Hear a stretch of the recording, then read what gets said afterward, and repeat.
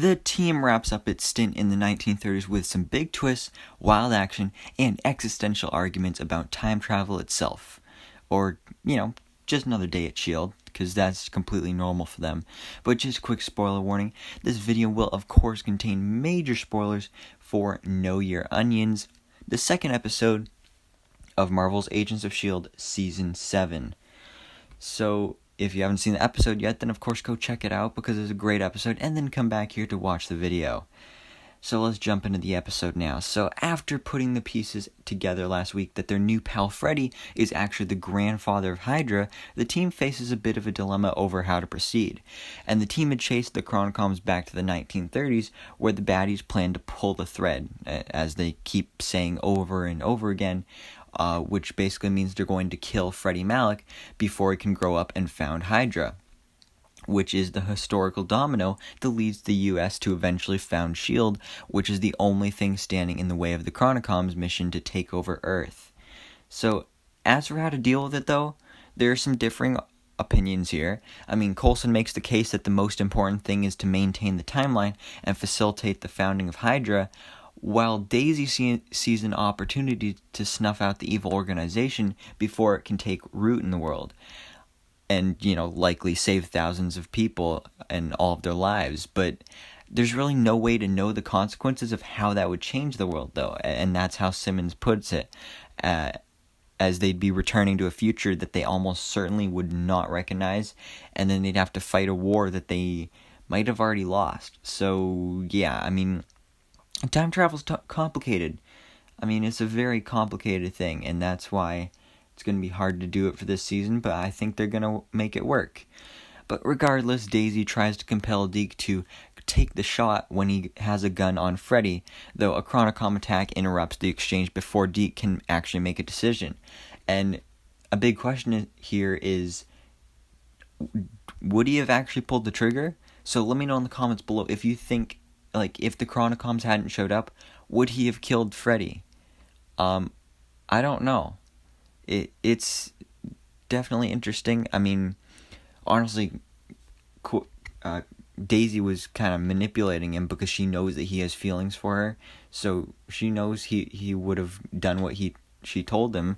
So I'm not sure if he would have done it, but I feel like he might have, just because he wants to impress her and stuff. Because, he likes her. So, yeah. But Mac and Deke succeed in protecting Freddy long enough to get him far away, enough along in his path to keep the timeline intact, so Hydra's birth is preserved. But Freddy's mission also includes some major MCU tethers here, specifically Captain America the First Avenger, and we get some huge name drops and connection to the MCU here, and especially that movie, Captain America the First Avenger. So it turns out that this mystery liquid that Freddy is transporting, with the greenish blue liquid, will actually go on to create the Red Skull and be a key ingredient in the super soldier serum that eventually creates Captain America. And it raises those really fun questions about time travel. Sure, you could stop the creation of the Red Skull, but it also alter Captain America's origin, could alter the course of the world, and even eventually lead to the Avengers not being assembled. And, I mean, who would have taken up arms against Thanos if that would have happened? Because none of that really would have affected Thanos. He still would have come no matter what. But if the Avengers weren't a thing, and S.H.I.E.L.D. wasn't a thing, then half the Earth would still be, half the universe would still be dusted. I mean, you kind of need all these heroes there to, get through that.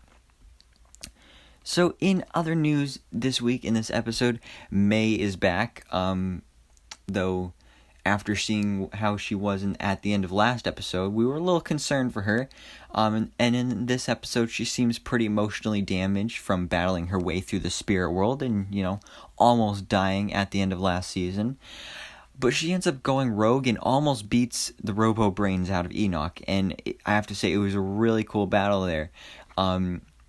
I love seeing that battle. It's really cool to see Enoch fight, and of course it's always awesome to watch May in a battle because she's just badass.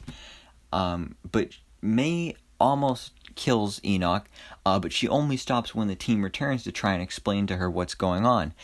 And the weird thing is that she isn't even fazed when the LMD of Coulson walks out of the car, as she coldly notes nothing has changed, he's still dead. So it's a hard moment, but speaks to the confusion of resurrecting Coulson in this way. And it'll be interesting to see how the relationship grapples with this situation. But I've seen theories and rumors online about why May is acting so weird and different. And one of the theories is that possibly she could still be corrupted or possessed by Izel.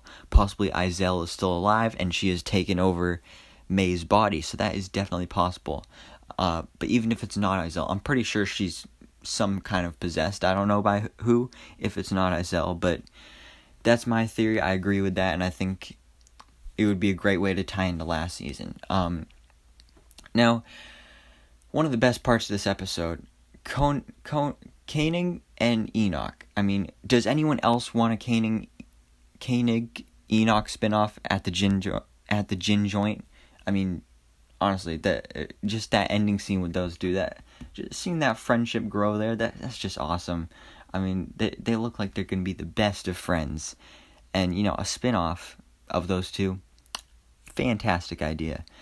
But the Chronicoms, anyway, they seem to be held to the same time-hopping rules as S.H.I.E.L.D., as we see them also scramble off not to miss the next window to pop into a new time period to pull another thread down the line so that they can try to achieve their goals of preventing S.H.I.E.L.D. from ever being a thing.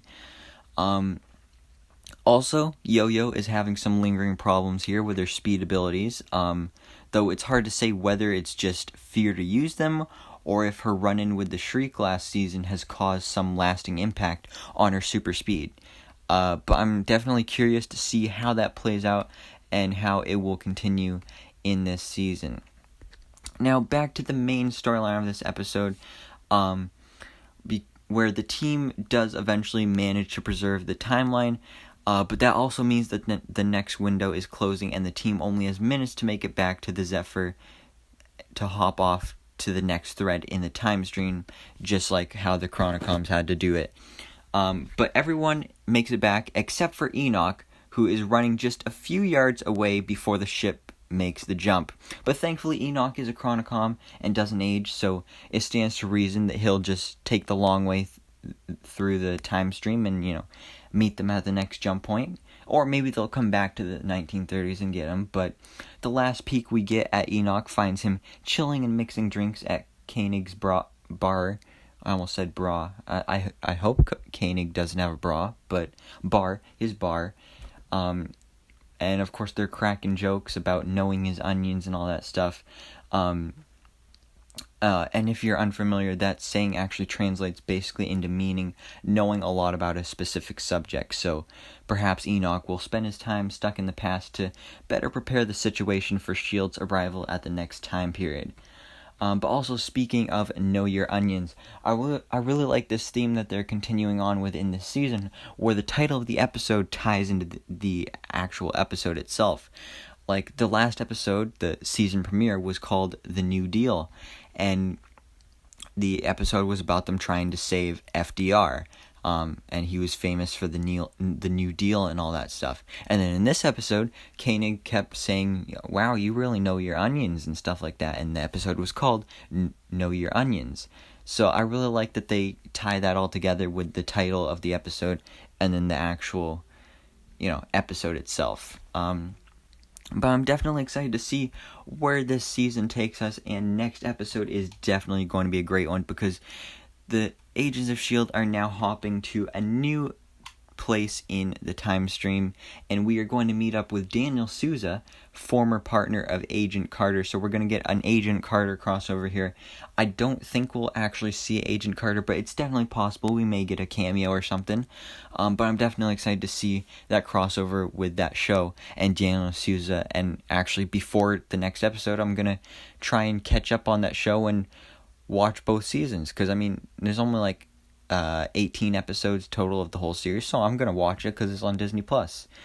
So I definitely recommend doing that before the next episode, just so you can get caught up on what's happening in Agent Carter and what's going on with Daniel Souza and stuff like that. But anyways, guys, what did you think about this episode? Please let me know all your thoughts and theories down in the comments below. If you enjoyed this video, please remember to hit the like button and smash the subscribe button so I can keep you up to date on everything that goes on in the Marvel life.